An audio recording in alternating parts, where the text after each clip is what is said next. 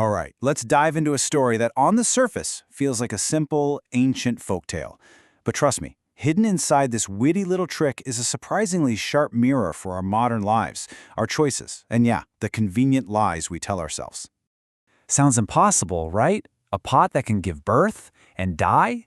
But what if? What if you stood to gain something from believing the impossible? Well, that's the brilliant trap at the heart of this tale, and it reveals so much about human nature. So our story stars this famous trickster figure named Nasruddin, and it all kicks off with a simple neighborly request. Okay, so picture this. It's a simple, neighborly act. Nasruddin borrows a large cooking pot, but when he brings it back a few days later, he's added a little something extra inside. Now, of course, the neighbor knows this is absurd. Pots don't give birth. But hey, there's a free pot in it for him. So he kind of laughs it off, plays along, and accepts the gift and the impossible logic that comes with it. Why? Because it serves his self-interest. And just like that, the trap is set. Having established this strange new rule with his neighbor, Nasruddin borrows the big pot again. Only this time, it doesn't come back. The neighbor is, as you can imagine, outraged. He demands his pot back, suddenly rejecting this whole impossible logic. But it's too late. He's already walked right into Nasruddin's snare. And there it is, the punchline. Nasruddin just calmly points out the massive flaw in his neighbor's thinking. You can't accept the convenient half of an absurd reality and then just reject the inconvenient half. The neighbor is completely caught by his own greed. So let's really break this down. Because the genius here isn't just the trick itself. It's the way Nasruddin completely manipulates an unspoken social contract.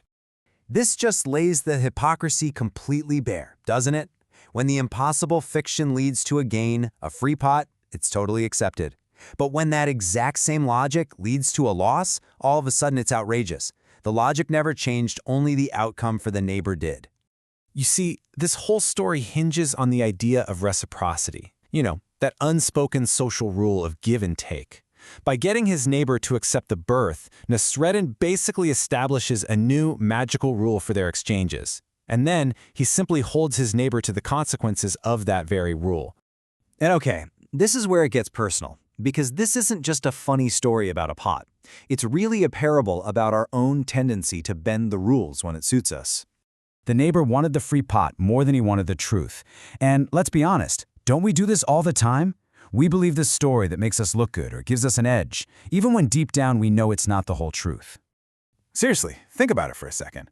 Maybe a tiny exaggeration on a resume, or a little white lie to get out of an awkward conversation, or even just believing a compliment that you know you might not fully deserve.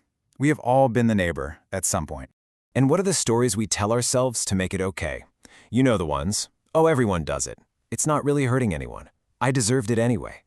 These are our own personal versions of the pregnant pot story, a magical logic we invent to justify our actions.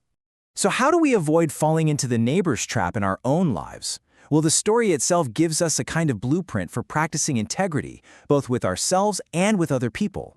It really starts with us. The first step is just to notice, to catch ourselves when we're creating our own pregnant pot, that convenient fiction to justify something.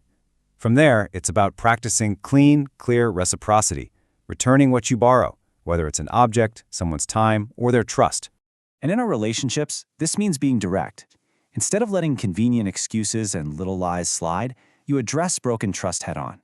By modeling honesty and making clear agreements, you build relationships where you don't even need those pregnant pot fictions to get by. In a professional setting, this stuff is absolutely crucial.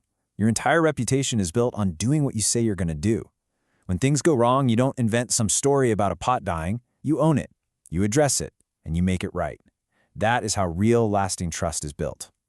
But you gotta watch out for these traps. It's so easy to admire Nasruddin's cleverness and totally forget that he broke a social contract and, damaged a relationship. It's a really fine line between being flexible and compromising your integrity. True integrity holds up, even when it's inconvenient. Now let's zoom out for a second, because what's amazing is that this simple folktale taps into a principle that echoes across the world's greatest wisdom traditions. Seriously, it doesn't matter what you call it. Karma, reciprocity, reaping what you sow, the core idea is exactly the same. What we put out in the world, it has a way of coming back to us. The neighbor's small act of greed created the perfect conditions for his own loss. And that really is the story's ultimate lesson. We can invent all the clever fictions we want, but we can't trick the universe. There are always consequences. You could say there's a cosmic balance sheet, and in the end, it always gets balanced. So, as we wrap up, here's the final question to really sit with. In the small exchanges of your daily life, are you more often the one bending the rules for your own gain, or are you the one accepting a convenient lie because it benefits you? The answer, I think, reveals more than you might think.